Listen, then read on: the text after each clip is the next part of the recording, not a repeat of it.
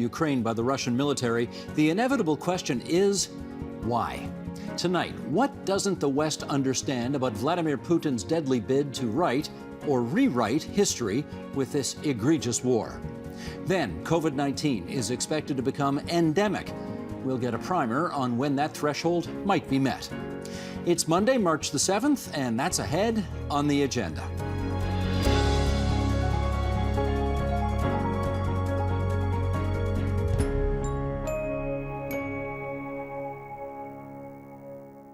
If the world hoped amidst broad-based international condemnation that Vladimir Putin would blink, it's been disappointed so far. Instead, Putin's army shells cities and many civilians are fleeing Ukraine.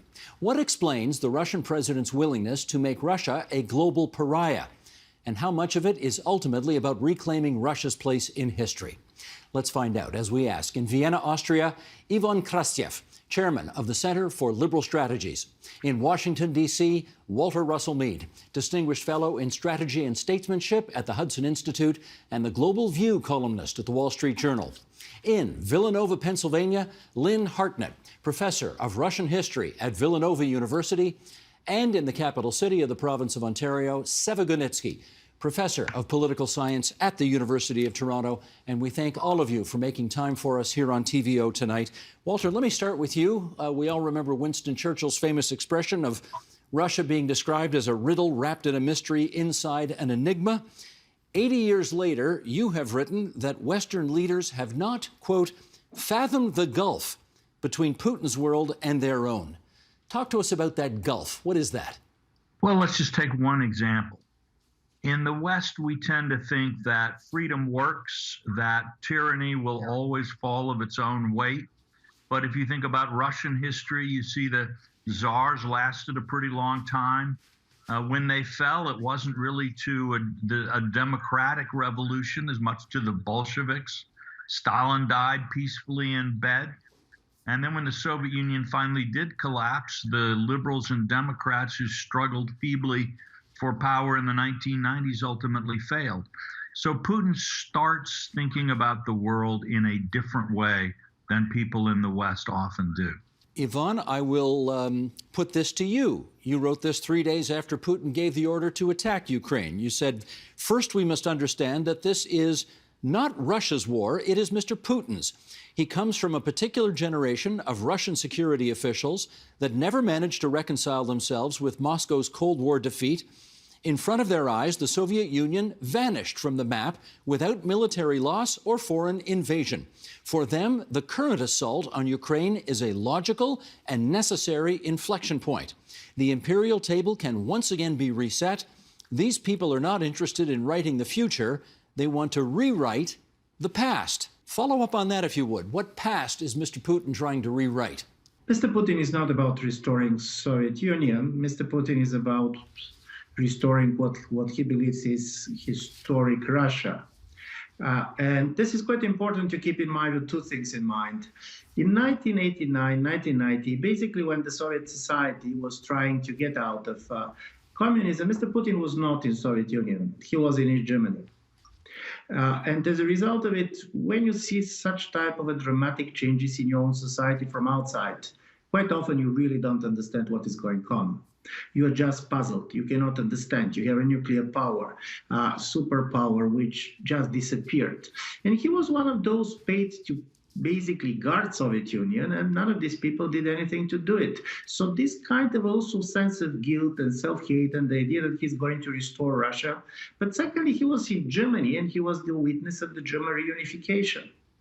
And when you're reading his famous essay from July last year, in which he's talking about Russians and Ukrainians being the same people, on the page first, he's talking about the wall that has been built in the last years between Russia and Ukraine. So he was trying to imagine it. In his imagination, he really believes that he's destroying a wall. For him, Ukraine is just East Germany. And the only problem in this view of the world is that the Ukrainians don't think this, and they're fighting him.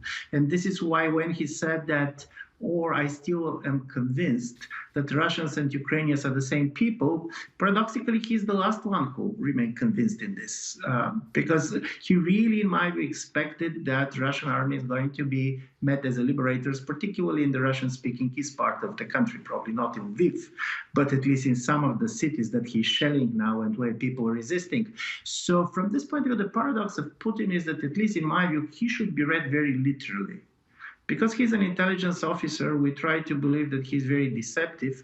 But part of the story these days is that he's saying what he thinks, and the passion and the intensity and also kind of refusal to believe that what he sees with his eyes happening in Ukraine is really what is happening. I do believe this is what we see, and this is about what he sees as historic Russia, and he cannot accept the fact that the Ukrainians do not agree with him. Okay, let's talk DNA. Lynn Hartnett, I'm going to put one of your points back to you and get you to amplify on that. In a recent piece about Russian history, you suggested that the expansion of the empire is written into Russia's DNA. So is Putin enacting that now, in your view? Yes, I believe that he is. I think that his conception of what it means to be Russian and the strength of Russia is grounded in this idea of an imperial mission, a civilizing imperial mission, if you would, where he conceives of Russia like the czars of old, as a civilization that is somehow great, that can bring its uniqueness to other peoples.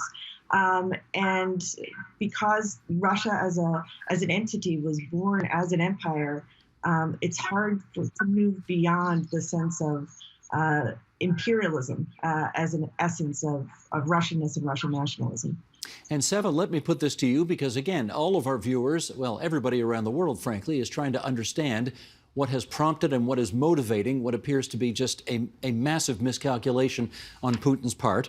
But here we go. Alexander Kwasniewski, former president of Poland, has spoken of a private conversation that he had with Putin in 2002, in which he asked him who were the greatest figures in Russian history, and Putin is supposed to have answered Peter the Great, Catherine the Great, and Stalin. And Kwasniewski's impression was that Putin clearly wanted to be number 4 on that list. Do you imagine that that is what is motivating all of this? Well, after the last few weeks, it's very hard to actually say what Putin really believes, or at least we should be cautious about it. But I think he's sincere in thinking that the core of Russian identity involves Ukraine and Belarus as a part of it. And I hope after the events of the past couple of weeks, people finally stop calling Putin this unreformed Soviet man.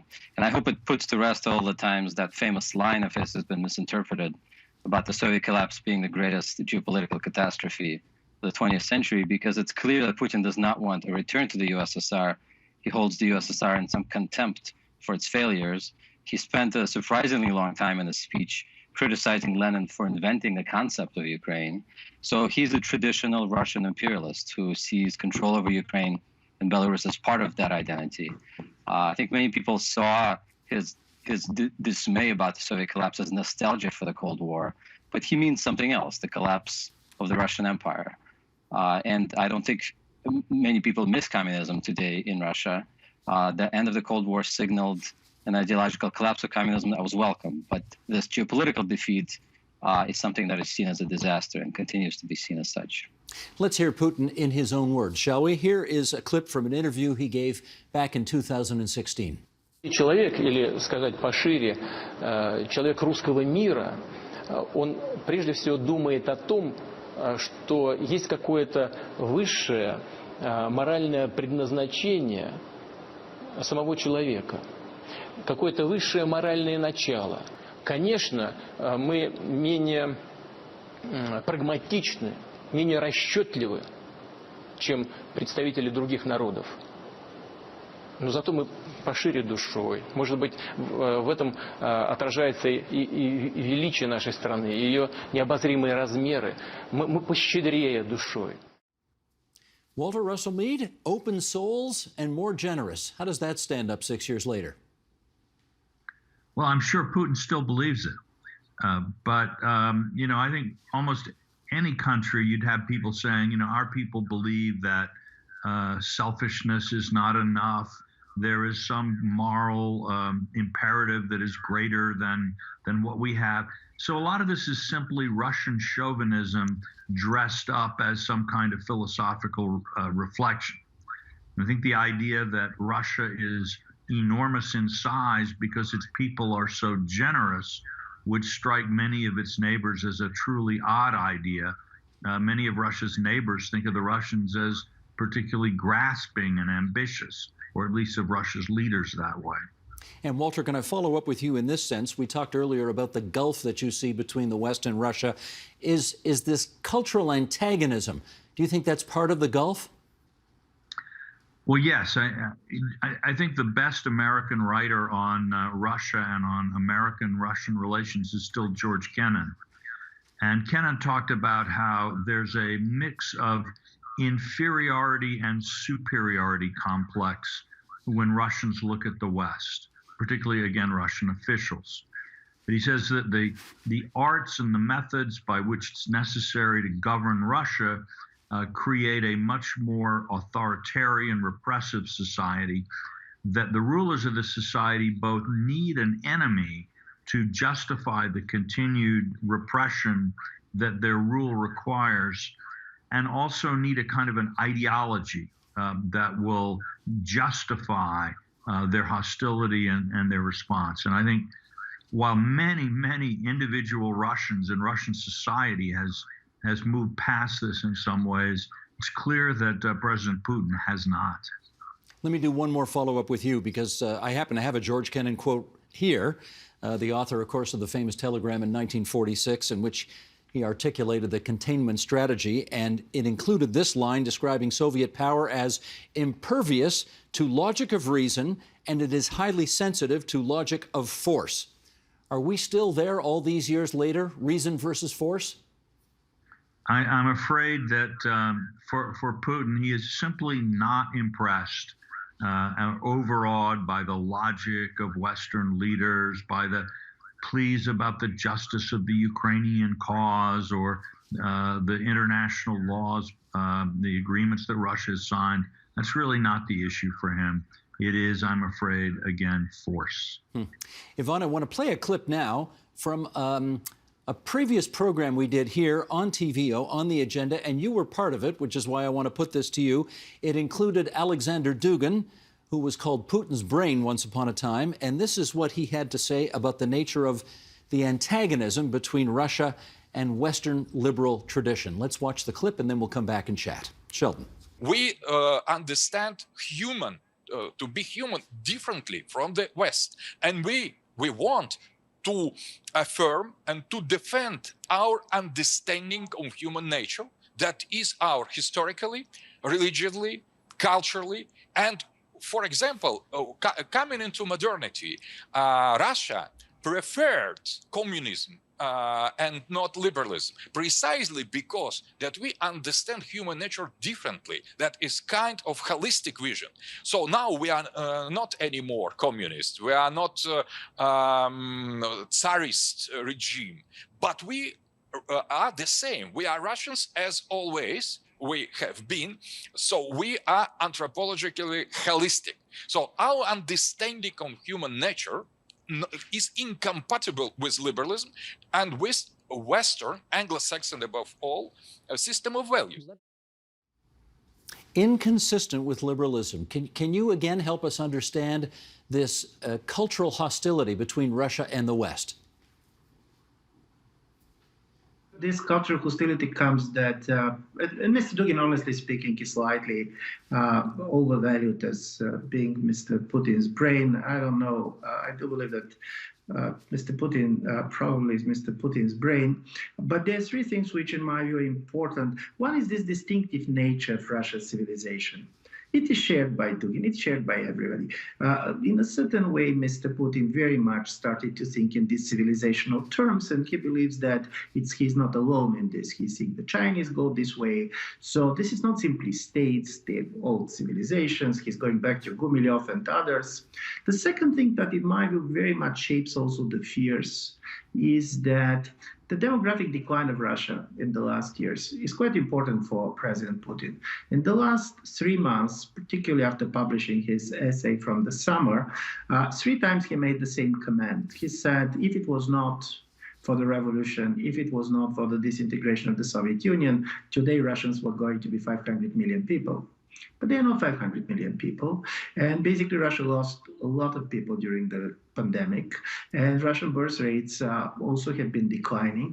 And this fear that the demographic body of the Russian civilization is running away, that Ukraine can run away, that Belarus is running away, I do believe that this thinking, not simply civilizational, but demographic terms, are very important.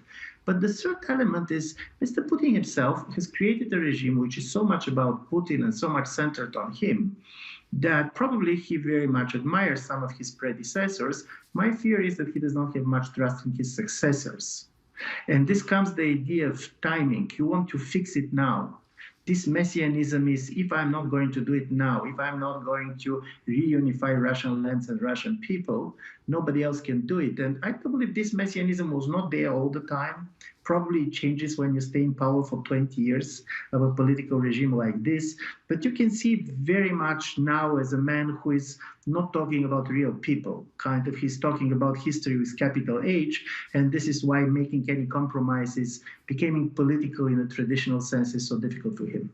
Lynn, let me get you to weigh in on this issue of cultural hostility between the two countries, in as much as, I mean, Russia has a phenomenal cultural history. It has phenomenal culture. Do the Russian people see themselves as having a culture superior to that of the United States, for example? Well, I think there's some elements that certainly do. You know, part of, I think, what has been so spectacular about some elements of Russian history reflects an idea that we were just talking about. And that is this, that Russia, because of its size, because of its expanse, because of its fact that it is both in Europe and in Asia, because it is both of East and of West, but it has defined itself as something unique. Whereas in the 17th and 18th century, in the beginning of the Romanov period, Russians felt insecure vis-a-vis the West through military exploits and through the expansion of empire. They gained a sense of confidence in their own power. And I think part of the great culture that we see on display in the 19th century, whether it is Pushkin or Dostoyevsky or Tolstoy, comes from this tension and this grappling between what it means to be Russian, of Europe or of Asia or something unique. And I think what Putin has done is he has taken that and embraced the Slavophile elements of it to justify his understanding of history and the fact that Russia gets its legitimacy from this these selective parts of heroism and sacrifice in the Russian past. Okay, let me do a follow-up, though, with you, Lynn, and that is, and admittedly, you know, Canada and Russia, while they're both big countries, they are very different countries. But I can't imagine any Canadian saying, we've got a superior culture to yours, to anybody's. I mean, they'd say it's different, they'd say it's distinctive, but they'd never use the word better or superior. Do Russians feel comfortable saying, we have a superior culture to the rest of the world?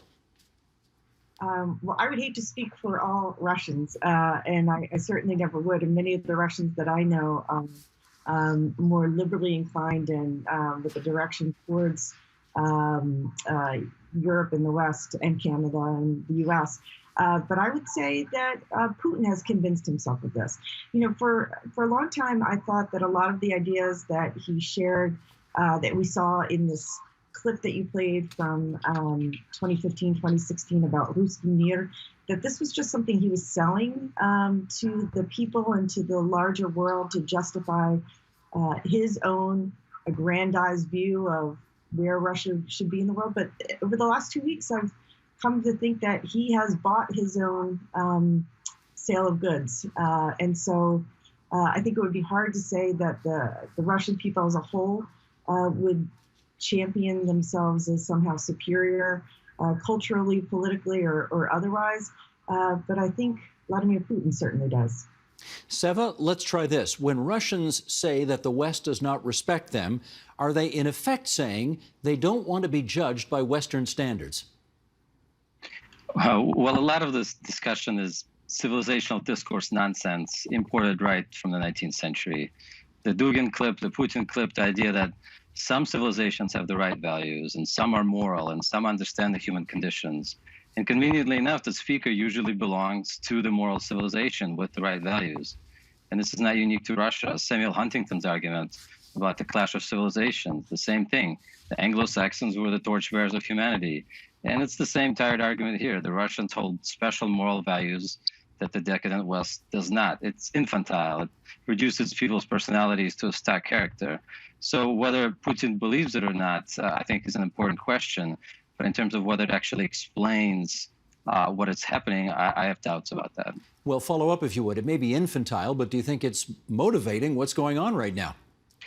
Well, in the sense that it's cover for Russian imperialism, absolutely.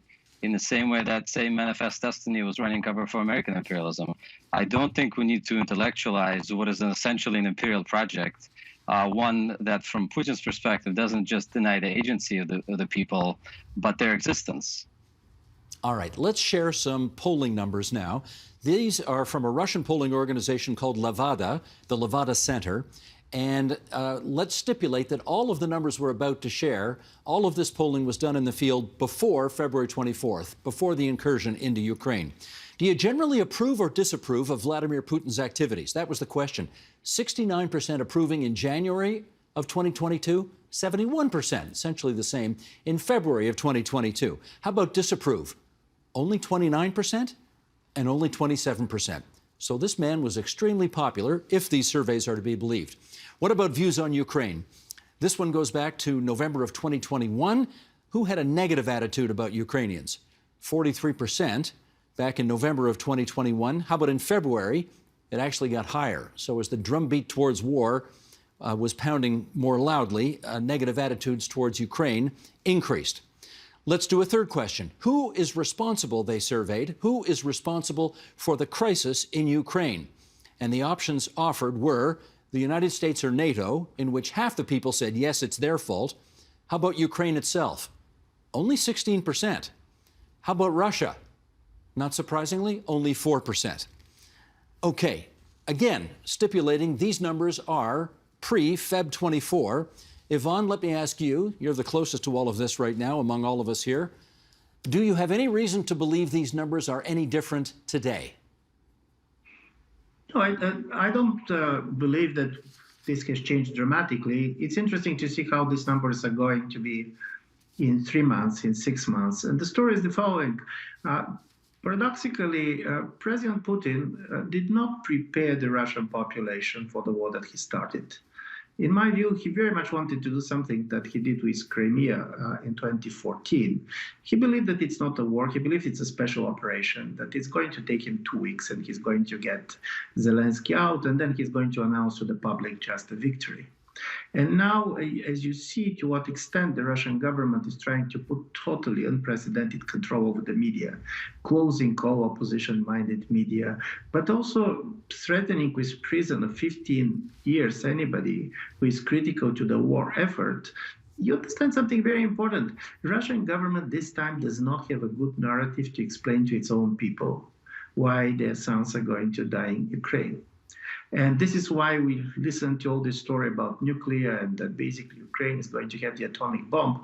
Because in the Russian and the Putin narrative, you're never fighting Ukrainians. You're fighting only traitors, you're fighting the West, you're fighting Nazis. But then people see that all these kind of Ukrainians that they know, their relatives, they have colleagues, are really resisting. And in my view, this problem with the narrative is a huge problem. It's not simply about the sanctions. You cannot hide this war because of the sanctions, but it's also not easy to explain this war. But Russian society, in a certain way, was very much shaped by the experience of the World War II. And of course, it was a great effort. President Putin did everything to exploit this effort. So any war that he's fighting is a kind of a continuation of the World War II. I do believe that now, if you have an opinion poll, he's still going to be very popular. It's interesting to see how this is going to be in 100 days, in 200 days. Okay, Seva, we know that when Canadian pollsters in a relatively free country with charter rights, when Canadian pollsters call people and ask them for their opinions, some Canadians don't necessarily tell the truth to pollsters because they sometimes tell pollsters what they think they want to hear. How reliable do you think these numbers are as a reflection of the average Russian's point of view? Well, I think we have to be very careful with the numbers, especially now. But we should not dismiss the fact that there is popular support for Putin's actions. And I think there's going to be two major countervailing tendencies in Russian public opinion. The pro-Putin sentiment, driven by the relentless state propaganda, driven by Western sanctions, which will be unpopular, and the anti-Putin sentiment, which will be driven by the economic collapse and political repression. And my hope is that the anti-Putin sentiment will win out, but there is a real resonance among at least a part of the Russian population that sees threats and enemies everywhere that will see this as a righteous fight with some help from, like I said, relentless state propaganda, which is what we're seeing on Russian TV. Lynn, I'm going to set up this next question to you with a bit of a story here, and let's admit off the top, it's sometimes dangerous to extrapolate too much from an anecdote, but I'm going to embrace the danger here and put this anecdote to you and see what you have to say. Eric Satter, the American writer, recalls standing in a lineup for groceries in the 1980s in Moscow, and he observed a loud disagreement among people. One man was angry about the fact that anything he wanted to buy they didn't seem to have, and upset about having to stand in long lines and wait, at which point an elderly woman apparently said, "Never mind the lineups, the whole world is afraid of us." Do you sense that Russians are proud about being able to get respect through intimidation? Oh, that's a tough question. I would say, I don't know if they're proud about getting respect through intimidation. I would say that they were aggrieved by the absence of that ability. So that story really resonates with me. The first time I ever did research in Russia was in 1996.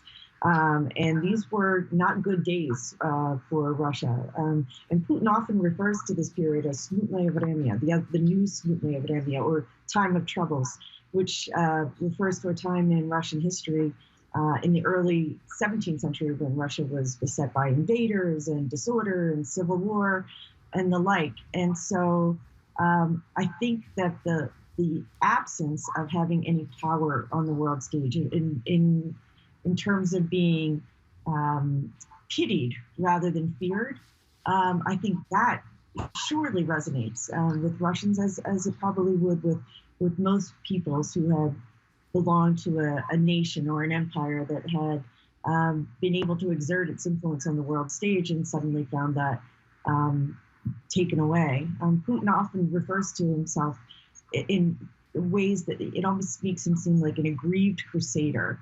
And so I think the impotence that Russians felt in the 1960s is a real wound that continues to linger. Walter, again, at the risk of oversimplifying, what do you think of the perception that Americans want to be loved, Russians want to be feared? Well, I would say the Russians seem to be having more success in their goals than the Americans are, if that is the goal. I do think there is a sense in Russia that the world is a dangerous place. You think about Russian history, some of the dangers, it's true, have come from inside Russia, like the Communist Party, but a history of invasion, a history of sort of constant threat from East and West. Sense today, whether it's from Islamist terrorists and rebels in the South, China in the East, NATO and Europe in the West.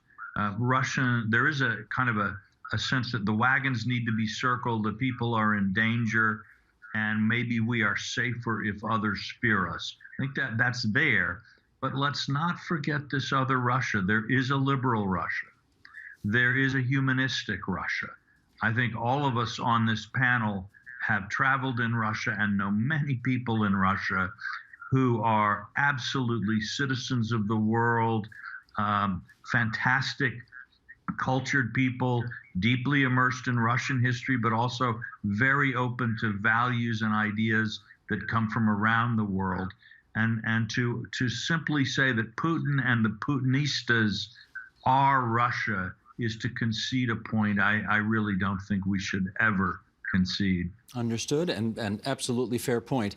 Yvonne, again, you being over there and in the midst of all of this, I want to try this on with you. We've heard, I mean, there have been some very unusual examples of anti-Russian behavior since this war started. Everything from calls in Canada and the United States to prevent Russian hockey players from playing even junior hockey, let alone in the National Hockey League, to restaurants not wanting to serve Russian people, to vandalism at Russian restaurants. Anyway, we're seeing lots of examples of this. How do you sense the rising hostility to Russians from your perch in Europe? Listen, you have it, and to be honest, I very much agree with Walter, and I'm very much worried by this. First of all, there are Russians in Russia who oppose the war. There are almost 2 million people that signed different petitions. You cannot imagine what kind of a risk these people are taking. You cannot imagine how difficult it is in this early moment in which the world is divided between us and the enemies to say, no, we are the guilty party. And when we're not trying to distinguish between those people who are basically trying to defend basic human values in this situation and treating them simply like Russians, I do believe this is the worst that we can do about the future relations with post-Putin Russia. Nevertheless, when this post-Putin Russia is going to arrive, and nevertheless how it's going to look.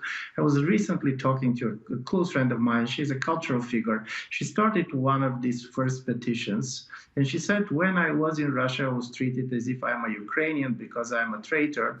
And then when I went out of Russia, I was treated like a Russian. My credit card didn't work.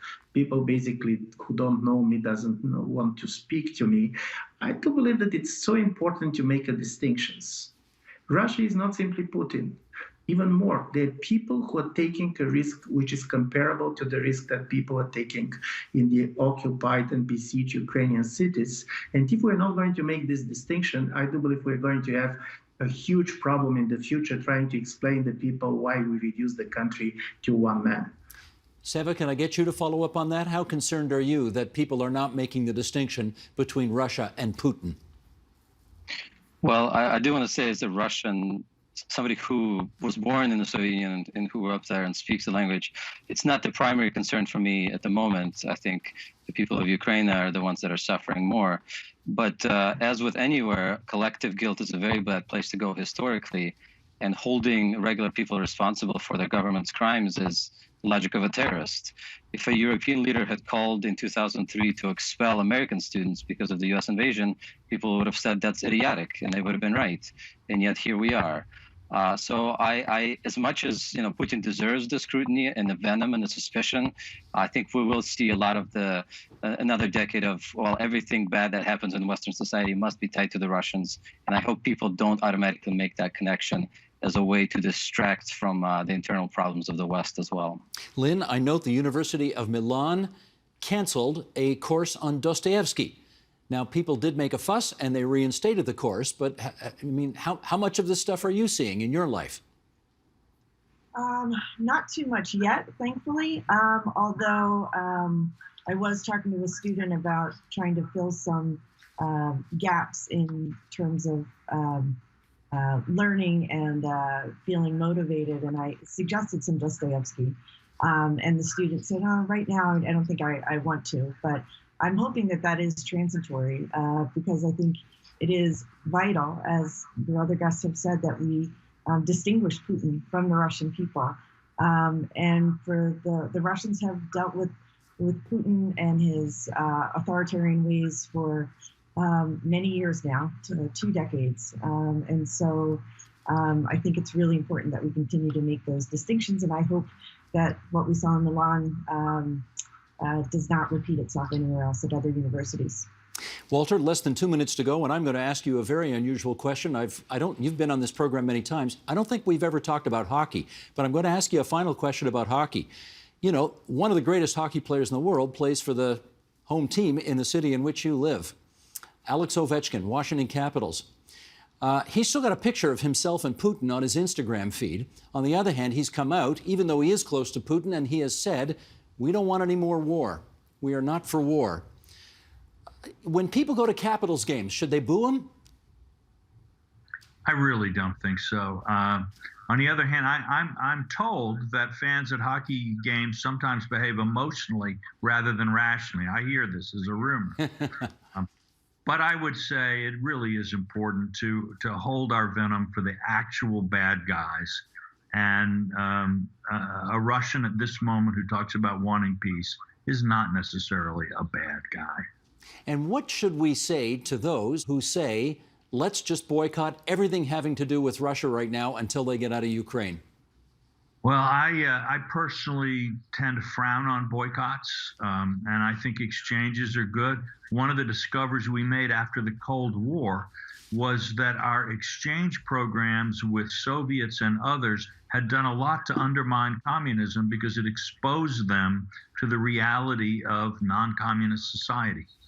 So I would actually think that the more Russians that can come out into the rest of the world, get out of the propaganda sphere of Putin, journalism, and so on, and meet other people and see how the world is reacting to what's happening in Ukraine. I think that's information that needs to get back into Russia, and these person-to-person contacts can be a very good way of doing it.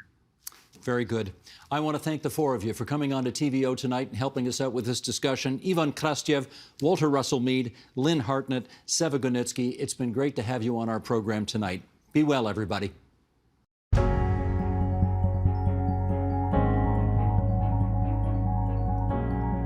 2 years into this pandemic, it's increasingly common to hear people talk about how we'll need to learn to live with COVID-19 in our midst. So what does that mean? Let's ask.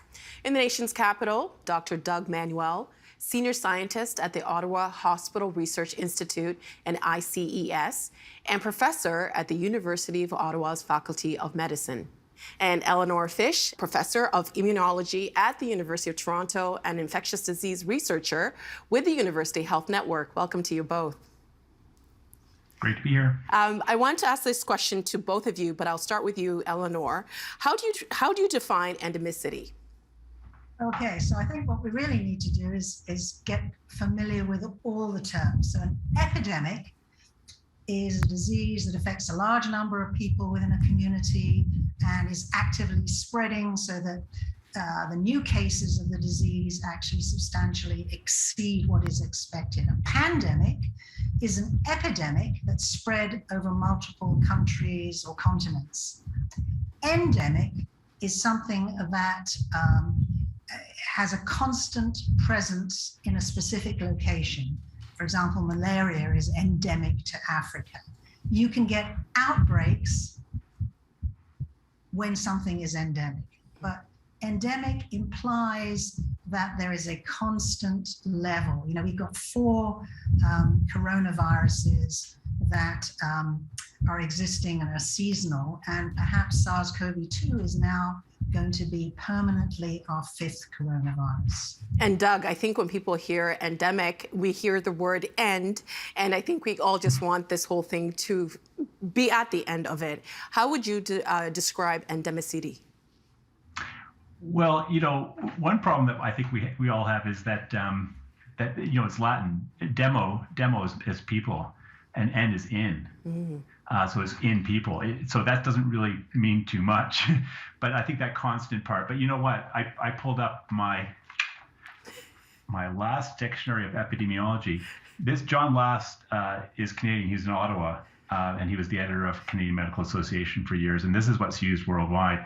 And I think that's the definition. Basically, there's the definition in the dictionary of epidemiology starts off with whether a disease or infection is present, mm-hmm. you know, and then goes on to say or constant. So, so we don't often transition from pandemic to endemic conditions. We don't talk about it a lot in our field, and we don't have a lot of pandemics, so we don't often talk about when we're transitioning. But I think that's where the confusion is as well, because mm-hmm. we usually think of endemic disease as present. Well, it's been present for 2 years. We've been trying to live with it for 2 years. And now, what is that going to look like in terms of it? Is it going to be constant? At what level? And I think that's the discussion that we're going to have today. Well, you know, this is, I don't have to tell you this, this is a once in 100-year event. And I think for a lot of us, it's something that's kind of just shocked our systems. We've all been through how many lockdowns. We just want, I think, an endpoint to understand that our lives might go back to kind of what they were before. Eleanor, keeping that in mind, has the definition of what endemicity is, has it changed over time? Again, you know, I think what Doug said is absolutely accurate. Endemic implies that it's constant. And, you know, with SARS-CoV-2, it certainly has been a constant for 2 years, but we've had waves. And in addition to that, the severity of the disease and how we respond to it and how we live with it in terms of now with vaccination has affected our ability to accept its constant presence. So I think there's a tolerance level, a disease tolerance, and also a human tolerance that has to be brought into, that's weighed in. You know, there's the economy that's affected by this. There's absolutely mental health, hospital capacity. We're reaching a stage now where I'd like to say we need to be disease tolerant. We need to accept that it is very likely to be endemic. I don't see SARS-CoV-2 going away. You know, it's mutating. There's going to be a constant presence. There may be waves during different seasons. But what will we tolerate and accept so we can get on with our lives? And Doug, is there a consensus in the scientific community of what that looks like? At what level? No. I think part of the challenge is that there's quite a wide range. There's quite a few factors that are going to influence the level, and it's going to change over time. And so, you know, things like variants. We know variants are going to come, but we're not sure if we're going to have variants, two types of variants, one that are going to be more transmissible than what we've got, and whether they're going to go back to the severity that we saw for Delta. That's all possible, but we don't know. So that's uncertainty. And then, you know, it's going to fluctuate. You know, we can talk about the flu, but there's a seasonality to it, to Omicron. So we're going to have good summers, and the falls and winters aren't going to be great. You know, UK SAGE says next fall and winter could be like this fall and winter. That's their kind of, I think they call it their most likely optimistic scenario. As we acquire infections and get more immune over time, over years, that the waves and the pattern should become more consistent.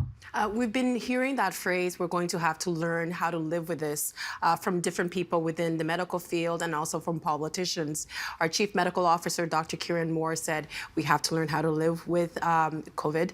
And our Premier also said the same thing. Some people are happy about that because it means we can go to normal. Other people are worried about what that means because I think the past 2 years we've just lived in a way where we were all trying to not overwhelm the hospitals, and we were keeping our communities safe, people who are immunocompromised. So I wanted to get an idea from both of you. In your view, have we reached endemic state here in Ontario? Eleanor, I'll start with you. You know, that's a really tough question. So again, it's all about disease tolerance. So absolutely, we've got an incredible vaccination rate. And we're seeing that the number of hospitalizations and the number in the ICU is absolutely declining. We're seeing that, you know, I think in North America, they say about 46% of individuals have been infected. So we've got an immunity associated with vaccination, associated with infection, and certainly with Omicron, you know, there's good evidence that it's a less severe disease.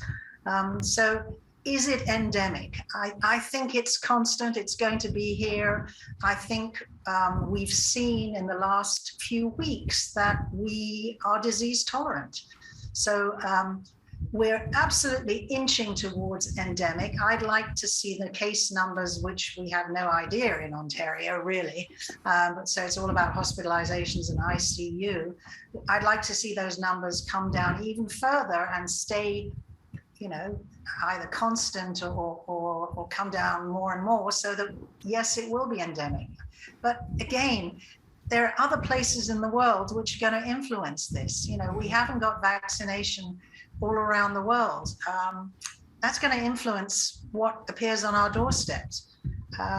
We know that there's the potential for this virus to combine with other coronaviruses. There are many unknowns, but brief answer to your question, I would say that we're certainly inching towards endemic and disease tolerance, and that's what it's all about. Eleanor, you brought up a few points that I want to come back to, but before I do that, Douglas, in your view, are we at the endemic state here in Ontario? Well, we talked about sort of two criteria. Is it with us? And then is it constant? It's with us, absolutely. You know, you could be really wishful thinking, you know, the pandemic flu 100 years ago, it was around for 2 years, and then it turned into kind of a normal flu. And even SARS-1, if we remember back, it disappeared. And we don't really know. It may have evolved to a much less virulent form, but we're not sure. So you could have really wishful thinking, but I don't think anyone is really going that far. So it's constant, it's with us, and it's a constant. For me, constant is tied to community immunity. So until we see a pattern where people have been infected and we have had a series of boosters, I don't think we're going to see a regular pattern. So I think we still have a way to go before that regular part. When I've talked with reporters before, I said, we're in a peri-pandemic period. And I just make that up, you know, kind of between the pandemic and the endemic.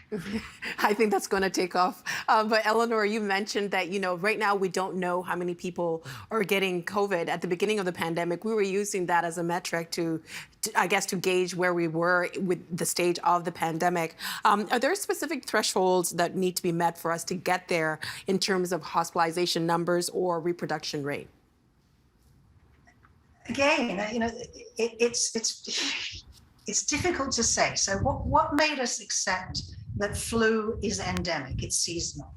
We accept a certain number of cases across Canada every year, and we accept, tragically, a certain number of deaths.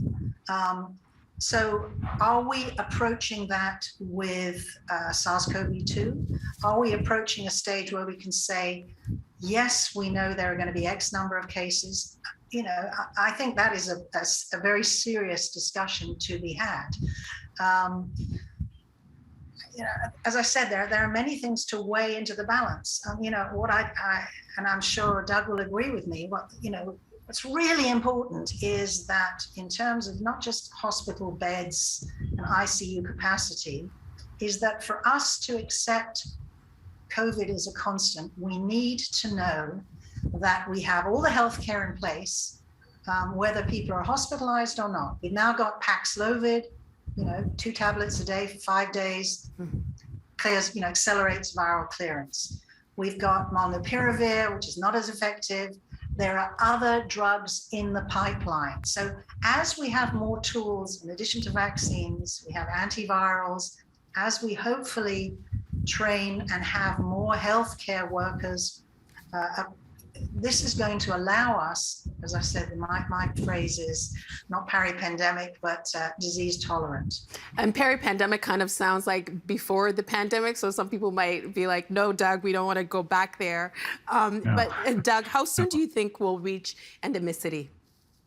Well, I think we're going to reach that constant sort of state. You know, first severity or hospitalization. We don't, you know, in public health and epidemiology, if we're really talking about endemicity, we don't really use that as a measure. You can have, you know, really quite high, like malaria or HIV or tuberculosis. These are endemic conditions, but many people die of them every year. And then you can have, or you can have an unusual disease or rare disease, which is endemic as well. So I think, again, it's more that pattern. When are we going to establish that usual sort of pattern? When I talk with my evolutionary biologist friends or others, you know, I hear around 5 years as the kind of most common answer. 2 years would be short, 10 years would be long.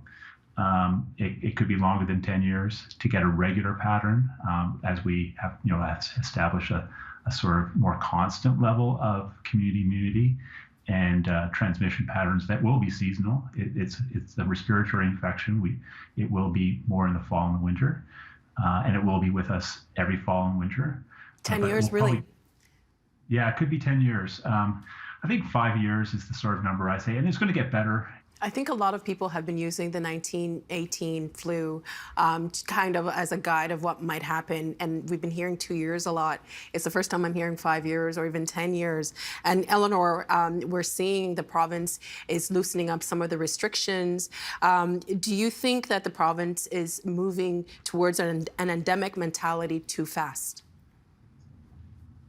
Again, it's related to disease severity and the impact on people's lives. Are they moving too fast? Right now, everything is trending down. There is the potential for there to be another variant that might cause a more severe disease. The likelihood of it becoming the dominant strain when you have Omicron is less. So highly transmissible, less severe disease becomes the dominant strain, even though you might have outbreaks of mutations of others. So I'm a little bit more optimistic that with a respiratory virus that is now not as infective in the lower lung as in the upper respiratory, we're probably inching towards endemicity a little bit faster than we might have hoped. And the test will be in the next few weeks, whether we can continue this downward trend as we start lifting restrictions. Because remember, it's still winter. If it was summer, I'd be much more optimistic because people would be outdoors. I hope so. Well, Doug, we know that Canada has a good vaccination rate, but we also know some of the countries don't have access to vaccines. Is it possible for one country to reach endemicity while other countries are still in need of vaccines? For sure. I think when we talk about endemicity or endemic disease, we usually think about specific populations. So, we don't have, measles is uncommon now in Canada, but it's still more common in other countries, or TB or others. So for sure, there's going to be some areas where there's going to be higher rates of disease than others, and vaccination is going to be a big part of that. I think that I think the northern and southern hemispheres, that it's very seasonal. It's going to be very seasonal. So for us, the fall and the winter, we'll see more COVID in the coming years. Then in the summer, I'm really optimistic as well about the summer. Mm-hmm. Remember, last summer and summer before weren't too bad, and this summer is going to be better. So all the models are showing that later in the spring, like April and May, are looking good. The question is, if we open up too quickly, a lot of the success, we're doing great right now. The hospitalization is coming down very quickly. But how much of that success is from the restrictions that we had throughout January? And there's clearly quite a bit of that from, quite a bit of success was from the restrictions. So as we lift restrictions, will cases go up, and how much? But then in all the models, really things are going to come down in later in the spring. So summer's going to be good. Summer's going to be good looking forward. At our institute, I've sort of saying, I think for our big meetings, I said, I don't know if I would plan them in January and February for next year or the next few years until we see what the pattern is. And I think that I think we need to recognize in the Northern Hemisphere that January and February in the winter months, we always have had flu and RSV, and now we're going to have another one on top of that, and COVID. And let's live with our seasonality. I'm thinking more and more. Like, let's really plan on all that, really intense being with people throughout the year, except for January and February. We're going to need to be more open-minded about, large conventions or things like that for the next few years. And just to build on what Doug was saying, Eleanor, if COVID does just become something like the flu that we do expect seasonally, there are people within our communities who it might impact even more. Even right now, as the province opens up more, there are people who are immunocompromised who are a bit more nervous about what that means to their health. Who is most at risk of negative outcomes, even when COVID-19 does become endemic? So certainly the immunocompromised and those whose immune systems are not as robust, the elderly. Right now, we know there's compelling evidence that they are at higher risk of getting a more severe disease. And indeed, vaccinating the elderly is not as effective as vaccinating a younger adult. I mean, one of the issues here is we don't know if this virus or this endemic virus, hopefully soon, is going to evolve in such a way that it will be a childhood disease or an adult disease. So flu is more for adults, and another virus, which is called respiratory syncytial virus, is more targeted against children with who haven't been exposed. So there are a lot of factors to consider, but absolutely those who are at greater risk of more severe disease need to be aware of that and take the appropriate precautions to limit the kind of interactions they will have when there is spread in the community. Doug, I'll give you the last 30 seconds. There are, let's not forget about long COVID. Like, again, the analogy to flu only goes so far because we don't have long flu, but COVID can affect multiple organ systems.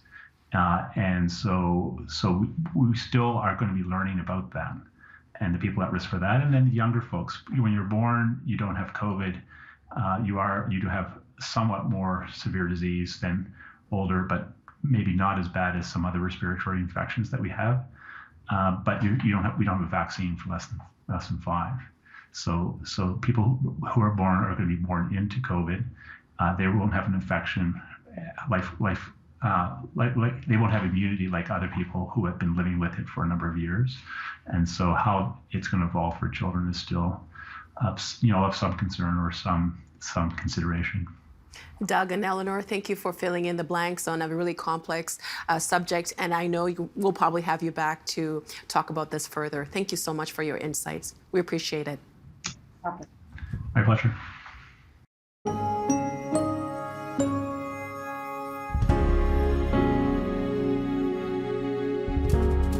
And that is the agenda for Monday, March the 7th, 2022. Tomorrow, on International Women's Day, we'll find out why much of what was thought about prehistoric women turns out to be in need of serious reevaluation.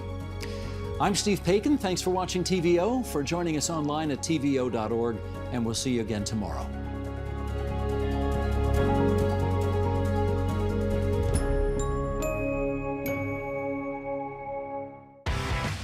Take two politicians. It doesn't matter what I do, you'll always be to my right. With opposing points of view. How do you compare statue, children's remains that are being found in residential schools? And send them on a blind date to debate an issue. I don't believe that there are any significant number of real racists. I disagree with you like 100%. Can political rivals find common ground? Watch your step, she's gonna rock. Political Blind Date, a TVO original, begins March 15th. It's another year for Nova Scotia's Hope for Wildlife organization. They didn't think he'd have any chance of survival, but this guy seems to be doing really well. And Hope and her team of volunteers have their hands full. I don't know if you noticed, we're feeding a beaver. And this year, they're traveling across the continent to learn even more. So, do you know how to round up bears? Wow, you don't know how lucky you are. Welcome to the world of wildlife rescue and rehabilitation. We can't win every time, but we will fight every battle. That's the mission of Hope for Wildlife. Continues tomorrow at 7 on TVO. What was the face of prehistoric woman? Experts have been trying for years to uncover our Homo sapiens past.